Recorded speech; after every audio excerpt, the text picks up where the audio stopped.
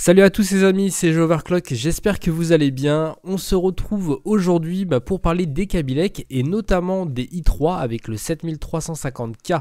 Alors oui, vous avez bien entendu le petit suffixe K et c'est une nouvelle qui est pour le moins intéressante puisque nous allons enfin avoir un i3 overclockable, une chose qui a été demandée depuis déjà bien longtemps. Alors avec ces nouvelles informations, on voit déjà un changement majeur chez Intel, puisque si vous êtes déjà un habitué de la maison, vous savez que seuls certains i5 ou i7 avec la désignation K ou X étaient éligibles à l'overclocking, moyennant un petit billet supplémentaire, mais ça on connaît déjà l'histoire. Mais la possible arrivée des i3 au coefficient multiplicateur débloqué pourrait peut-être bouleverser un petit peu la donne dans nos futurs choix de config.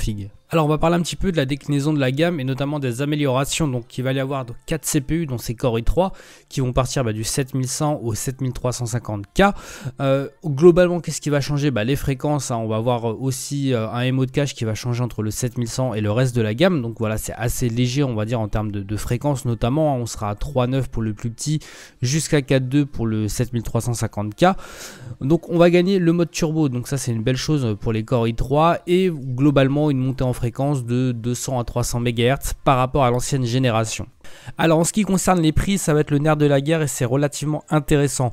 Si on peut retrouver notre premier Core i3 7100 à 122 $, qui risque d'être fortement un best-seller comme a pu l'être le i3 6100 par exemple, 122 $, ça reste un prix qui est bon et cohérent.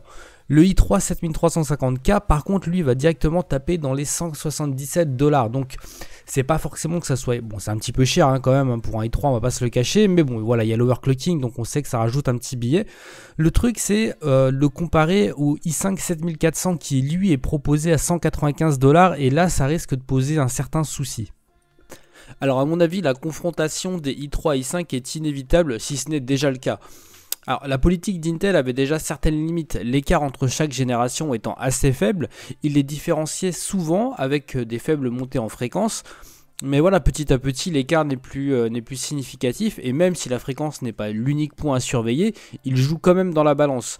Et aujourd'hui chez les Skylake, j'avais déjà tendance à préférer un i3 6100 à un i5 6400, mais demain ce 7350K et son overclocking peut faire assez rapidement des ravages et peut-être pas uniquement sur le i5 7400.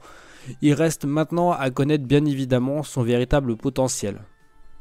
Et voilà les amis, c'est terminé pour cette vidéo sur les nouveaux i3 Kabilek et notamment ce 7350K qui nous apporte l'overclocking chez les i3, une chose qu'on attendait depuis un petit moment.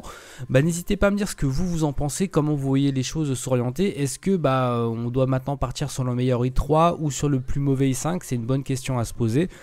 Sur ce, n'hésitez pas à me laisser un petit like si cette vidéo a pu vous plaire, à venir me voir sur les réseaux sociaux, à soutenir la chaîne sur Tipeee si vous pouvez vous le permettre bien évidemment. Il ne me reste plus qu'à vous souhaiter de passer une très bonne journée, amusez-vous bien, ciao ciao tout le monde.